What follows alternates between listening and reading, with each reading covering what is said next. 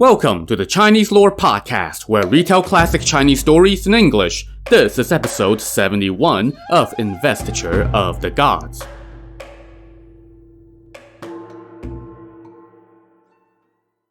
Last time, an old nemesis, Lü Yue, had shown up again to block Jiang Ziya's advance at Cloud-Piercing Pass. He set up a pestilence formation and dared the Zhou forces to come attack it. But while he was doing so, his friend, Li Ping, showed up to try to dissuade him. But Lü Yue laughed and said, "Brother, you're wrong. I came to root out the rebels. That is in accordance with heaven and men. You have been deceived, and yet you say that I am in the wrong? Watch me capture Jiang Ziya and Jifa and wipe out their army." "That is not so," Li Ping tried again to deter Lü Yue. "Jiang Ziya has endured 7 deaths and 3 calamities. He has survived countless vicious opponents and the dangers of the 10 deadly formations and the immortal slaughter formation. It wasn't easy for him to get this far. As the old saying goes, when the cart in the front flips over, the cart in the back must take heed. Why must you insist on this misguided path?"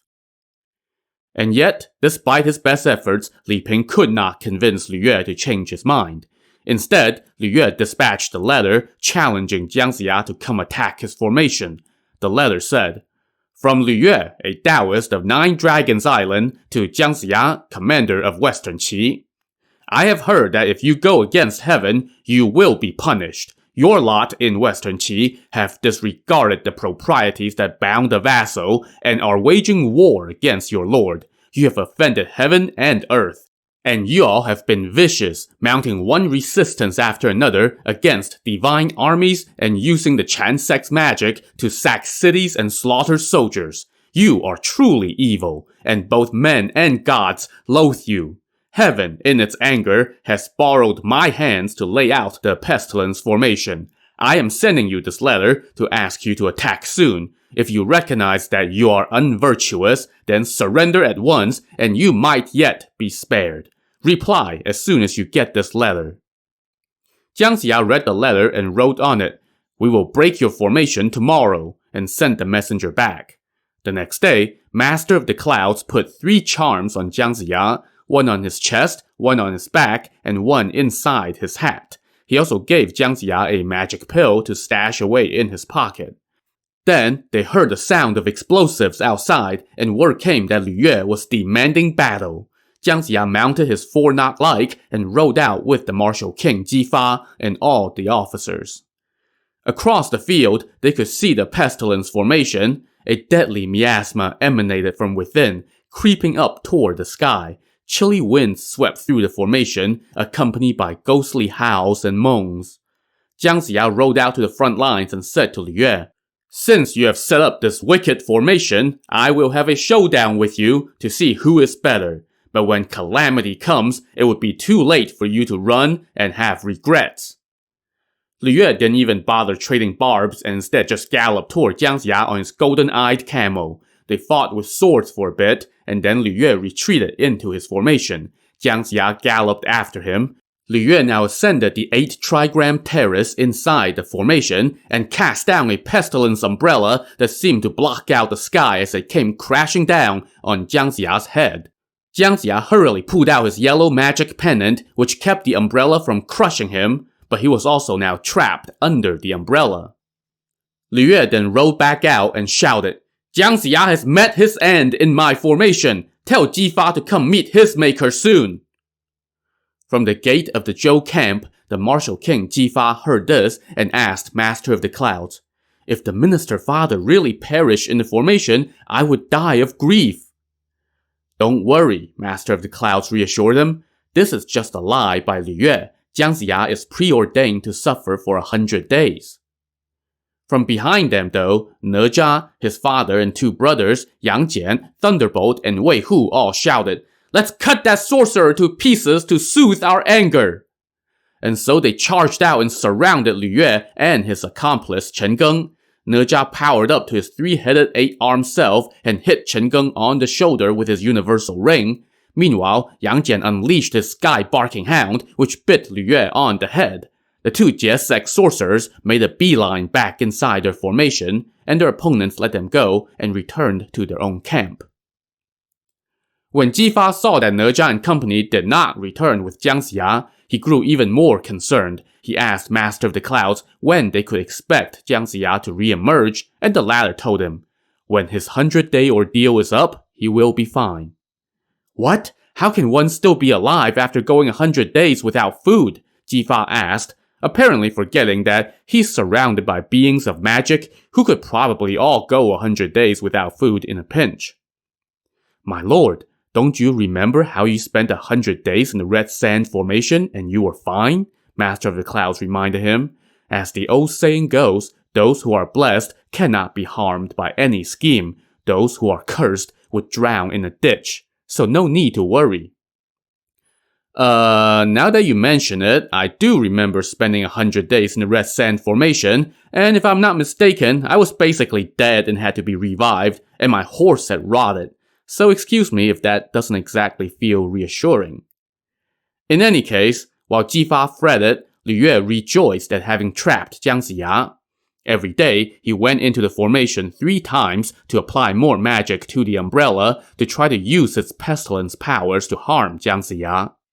Under the umbrella, Jiang Ziya kept using his magic pennant to fend off the attacks. The pennant released thousands of golden flowers to shield him. One day, the Shang commander of Cloud Piercing Pass, Xu Fang, asked Lu Yue how long it would take to kill Jiang Ziya and defeat the Zhou army. Lu Yue told him, "I've got this, don't worry." "In that case," Xu Fang said, "let me send the 4 enemy officers that I have captured to the capital. I will also write a separate letter to praise your virtue and ask for reinforcements." "No need to mention us," Lu Yue said. "You are a vassal of the Shang, so you're doing your duty. But we are Taoists and will not accept your king's beneficence, so there is no point in mentioning us. But you cannot keep those rebel prisoners here, or something might go wrong. You should send them to the capital at once and request reinforcements." So Xu Fang put the 4 captured officers into prisoner carts and dispatched his last remaining officer, Fang Yizhen, to escort them to the capital. Fang Yizhen set out on the road toward the next checkpoint, Teng Pass. That was just 20-some miles up the road, so within a day, he was within sight of Teng Pass. But suddenly, a ferocious beast descended from the heavens, and atop it was a figure with a strange appearance. He had a beard so long that it could reach the back of his head, and where his eyes should be, 2 hands sprouted from his eye sockets, and in the palms of those hands were 2 eyeballs. What the hell?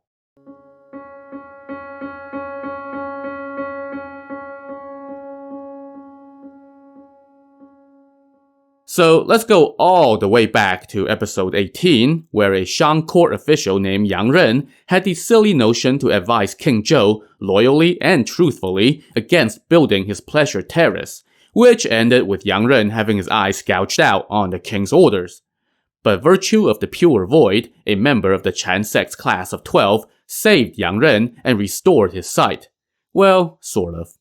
Instead of just helping him grow his eyes back, Virtue of the Pure Void gave him magic pills that made his eye sockets grow hands with eyes on them.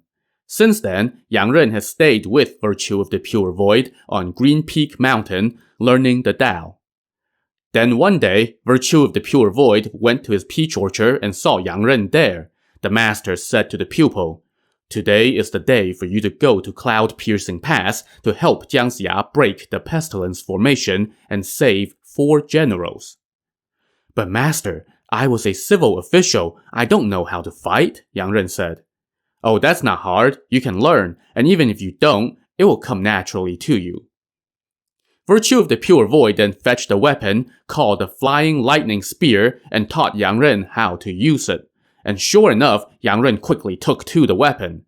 His master then said, "I will also lend you my mount, the Cloud Haze Beast, and the Fan of 5 Sacred Fires. Just follow my instructions when you enter the formation, and you will defeat it. Also, there are 4 Zhou officers, including Flying Tiger, who are in trouble. You can save them first and have them hide within the pass.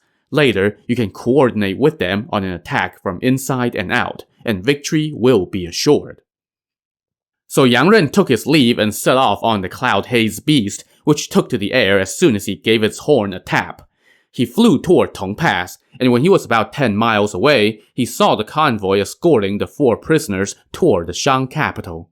On the carts were banners identifying the prisoners, so Yang Ren descended and blocked their path.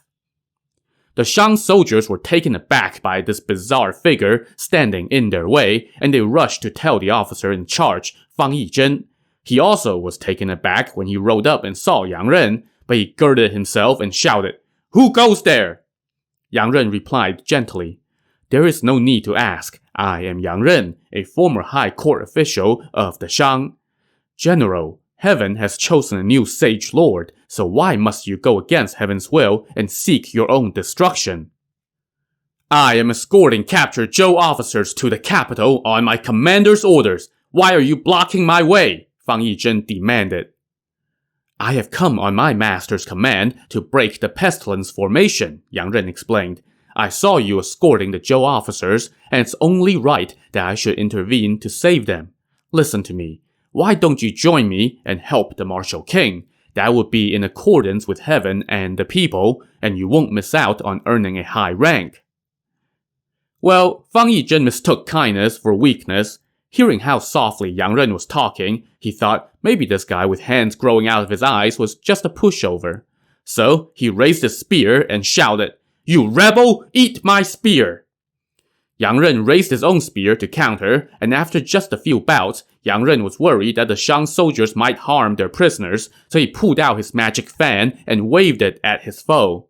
Now, Yang Ren had not used this fan before, so he had no idea its power. But in the blink of an eye, Fang Yizhen and his horse were engulfed in flames and smoke, and a wild gale swept up their ashes and blew them out of sight.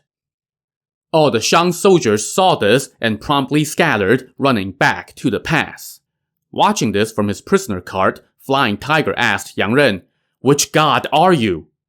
Yang Ren recognized Flying Tiger since they both served in the same court once upon a time, so he went over and said, "General, it's me, High Minister Yang Ren. I admonished King Zhou for building the Deer Terrace, and he gouged out my eyes. But Master Virtue of the Pure Void saved me and put 2 magic pills in my eye sockets, which turned into hands with eyes. Now he has sent me to break the pestilence formation and to save you all, so I have rendered this minor bit of service." He now released the 4 prisoners, who thanked him and seethed for revenge. Yang Ren told them, "There is no need for you to go back to the other side of the pass. Just find shelter somewhere. Once I break the pestilence formation, we will attack the pass, and then you can be our inside men. Just listen for the sound of explosives as the signal. Don't miss it." So Flying Tiger and company thanked him again and went off to find shelter with some locals. Meanwhile, Yang Ren got back on his ride, flew over the pass, and landed at the Zhou camp. Master of the Clouds was expecting him and quickly summoned him in, and all the officers were taken aback when Yang Ren came in. Yang Ren kneeled to Master of the Clouds and said, "Taoist uncle, with you here, Lü Yue is of no concern." Master of the Clouds helped him up and introduced him to everyone. He then took Yang Ren to see the martial king Jifa, who was stunned at his appearance and asked for his backstory, which Yang Ren shared. Jifa was delighted to have him and offered him wine. As he drank, Yang Ren told him that he had also rescued the 4 captured generals and that he was there to help them break the formation. "You have come at the perfect time," Master of the Cloud said. "We are 3 days away from the end of Jiang Ziya's 100-day ordeal." Those 3 days soon passed, and on the 4th day, the Zhou camp set off a string of explosives, and their army marched out in mass to watch Yang Ren do his thing. Yang Ren stepped to the front lines and shouted, "Lü Yue, come out here at once!" Lü Yue emerged from the formation a moment later, sporting 3 heads and 6 arms. When he saw his foe's unusual appearance, he asked for his name. "I am Yang Ren, a disciple of Virtue of the Pure Void. I have come on my master's instructions to defeat your formation." Lü Yue scoffed, "You are but a child! How dare you boast!" He then raised his sword and attacked, and Yang Ren hoisted his spear and countered. After 3 bouts, Lü Yue turned and fled toward his formation, and Yang Ren followed him in.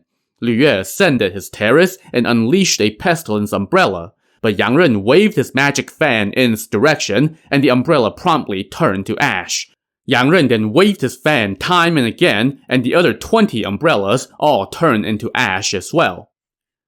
In the midst of all this fanning, Li Ping, the Jie sect Taoist who had tried unsuccessfully to convince his friend Lu Yue to stop fighting, came into the formation, hoping that his friend would be more willing to listen now.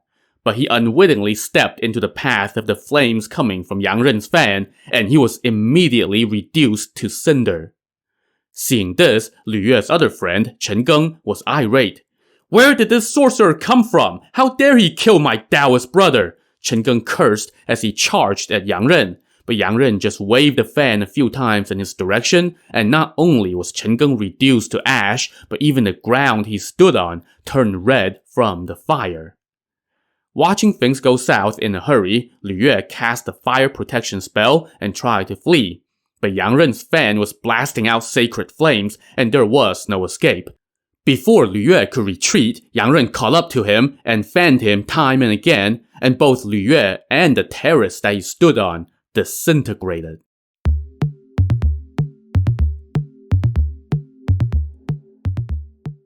Having burned down the formation, Yang Ren then located Jiang Ziya. He was hunched over on his ride, the four-knot-like, gripping the yellow pennant tightly in one hand, surrounded by golden flowers that protected him. When his Taoist followers gathered around, they saw that his face was yellow, and he did not utter a word. The four-knot-like sprang to its feet and walked out of the formation. In the Zhou camp, the martial king Jifa saw the general Wu Ji carrying Jiang Ziya back, and he wept. "Minister father has endured the greatest suffering for the sake of the country and the people." Once they got Jiang Ziya into camp, they laid him down on a bed, and Master of the Clouds dissolved a magic pill and poured it into his mouth. Moments later, Jiang Ziya opened his eyes and saw everyone crowded around him. "Thank you all for your concern," he told them. Jifa rejoiced and told Jiang Ziya to rest up. After a few days, Master of the Clouds came to take his leave and told Jiang Ziya, "Don't worry, we will be back to help you when you face the 10,000 Immortals formation." Once Master of the Clouds left, Jiang Ziya prepared his army to attack Cloud-Piercing Pass. Yang Ren told him, "I had left the 4 officers that I rescued on the other side of the pass to help us. You may mobilize your forces at once." So Jiang Ziya immediately ordered his army to lay siege. Inside the pass, the Shang commander Xu Fang watched the pestilence formation burn to the ground. He also got word that his prisoner convoy was attacked and that the convoy officer was dead and the prisoners were nowhere to be found.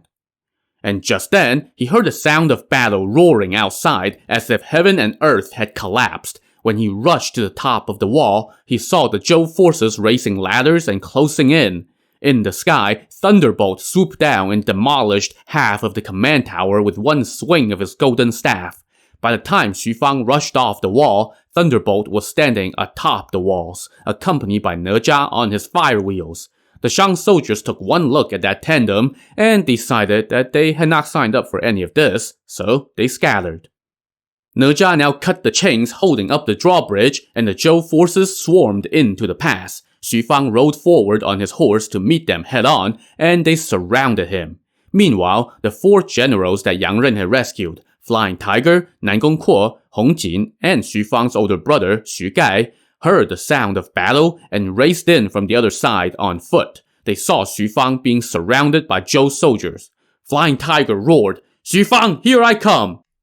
Xu Fang was caught off guard by the sight of these 4. As Flying Tiger swung his sword, Xu Fang dodged the blow, but his horse did not. As the horse's head fell to the ground, so did Xu Fang, and he was captured alive.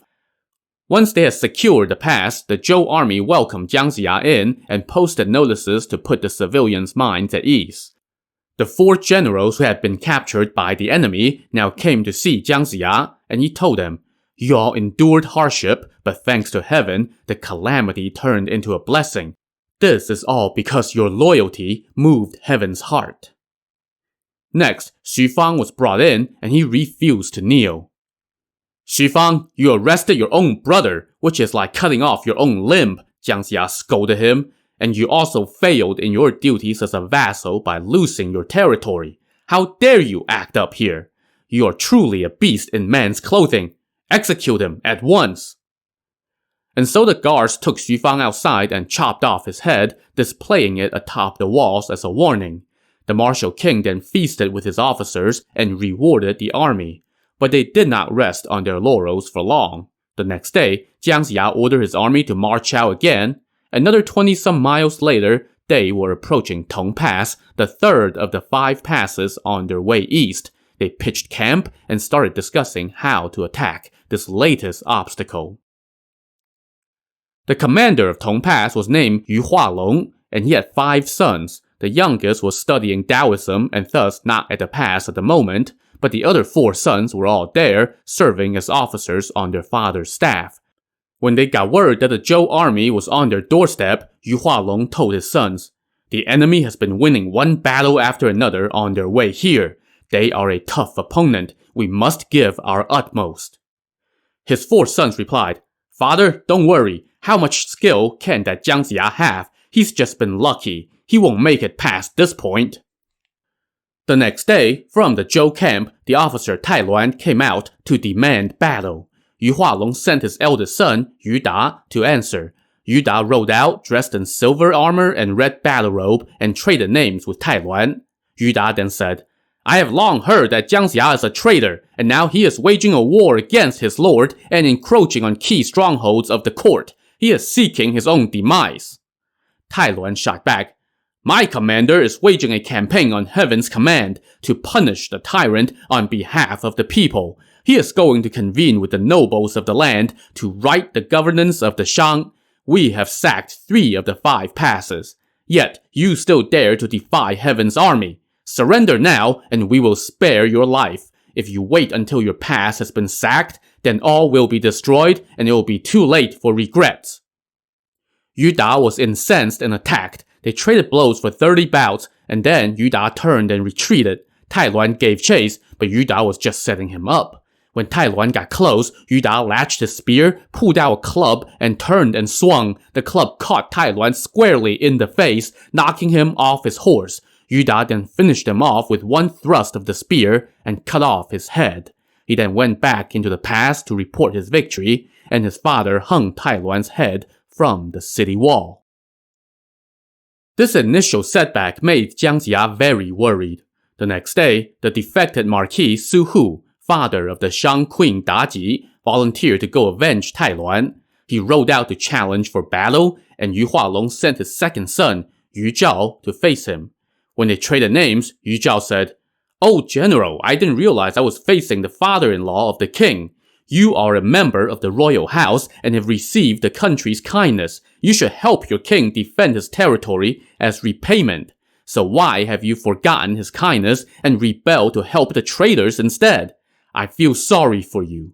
If the martial king goes down in defeat, you will be captured. You will lose your life and your country. What immense regret will you have then? Surrender now, and you can still turn your calamity into a blessing." Su Hu was incensed at this unsolicited advice. "Almost the entire realm has turned its back on the Shang," he shouted. "Your pass is next." And then he charged. After fighting for 10 exchanges, Yu Zhao unfurled a yellow banner. It emitted a bright golden light, and Yu Zhao vanished from sight. Su Hu was not expecting that. As he looked around for his foe, Yu Zhao suddenly appeared behind him. Before Su Hu could turn around, Yu Zhao had run his spear through Su Hu, killing him instantly. And thus was the end of the man whose initial defiance of King Zhou kick-started all the turmoil in this novel.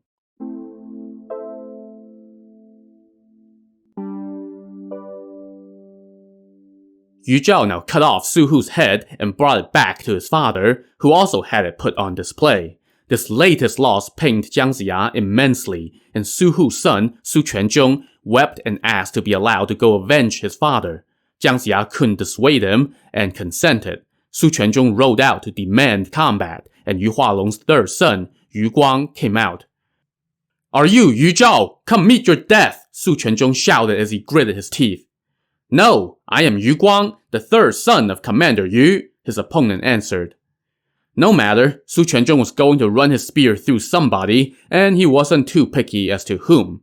They started dueling, and after 20-some bouts, Yu Guang turned around and rode away. Su Quanzhong was seething and cursed, "If I don't kill that scoundrel, I will not go back to camp." So he gave chase, but Yu Guang also had something up his sleeve. He pulled out a set of 5 javelins and hurled them all at once. 3 of them struck Su Quanzhong, and he nearly fell off his horse. But, luckily, he managed to stagger back to camp. Encouraged by the string of victories, Yu Hualong decided that he would go out to meet Jiang Ziya in person the next day and destroy the Zhou army. To see how that showdown will go, tune in to the next episode of the Chinese Lore Podcast. Thanks for listening.